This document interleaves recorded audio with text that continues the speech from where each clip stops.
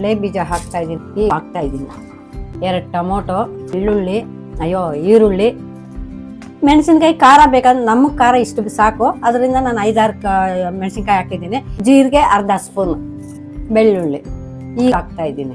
ಮುಚ್ಚುತ್ತೀನಿ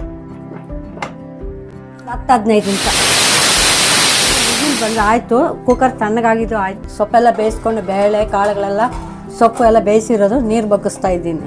ಸೊಪ್ಪೆಲ್ಲ ತೊಗೊತೀನಿ ಕುಕ್ಕರಿಂದ. ಸ್ವಲ್ಪ ತಣ್ಣಗಾಗಕ್ಕೆ ಬಿಡ್ತೀನಿ ಒಂದು 5 ನಿಮಿಷ. ತಣ್ಣಗಾಗೋಷ್ಟೊತ್ತಿಗೆ ಒಗ್ಗರಣೆ ರೆಡಿ ಮಾಡ್ತೀನಿ. 2 ಸ್ಪೂನ್ ಎಣ್ಣೆ, ಸಾಸಿವೆ ಅರ್ಧ ಸ್ಪೂನ್ ಹಾಕ್ತೀನಿ. ಕರಿಬೇವಿನ ಸೊಪ್ಪು ಸಣ್ಣ ಕಟ್ ಮಾಡಿದ್ದೀನಿ. ಹಾಗೆ ಹಾಕೋದು ಎಲ್ಲ ಊಟ ಮಾಡೋವಾಗ ಬಾಯಿ ಸಿಕ್ಕುತ್ತೆ ಅಂತ ತೆಗೆದು ಎಲ್ಲ ಬಿಸಾಕ್ತಾರೆ. ಸಣ್ಣ ಕಟ್ ಮಾಡಿದ್ರೆ ಸೊಪ್ಪಿನ ಮಧ್ಯದಲ್ಲಿ ಇರುತ್ತಲ್ವ, ಗೊತ್ತಾಗಲ್ಲ, ಊಟ ಮಾಡ್ತಾರೆ. ಹಿಂಗೂ ಸ್ವಲ್ಪ ಹಾಕ್ತೀನಿ. ಇವಾಗ ಒಗ್ಗರಣೆ ರೆಡಿ ಆಯಿತು ನೋಡಿ. ಈ ಥರ ದೊಡ್ಡ ಜಾರಿಗೆ ಹಾಕೊಂಡ್ಬಿಟ್ಟು ಸುಮ್ಮನೆ 1 ರೌಂಡು ಅಥವಾ 2 ರೌಂಡು ಅಷ್ಟೇ ಈ ಥರ ರುಬ್ಕೊಂಡ್ಬಿಟ್ಟಿದ್ದೀನಿ. ಸುಮ್ಮನೆ 2 ರೌಂಡ್ ಅಷ್ಟೇ ಮಿಕ್ಸ್ ಮಾಡ್ತಾಯಿದ್ದೀನಿ.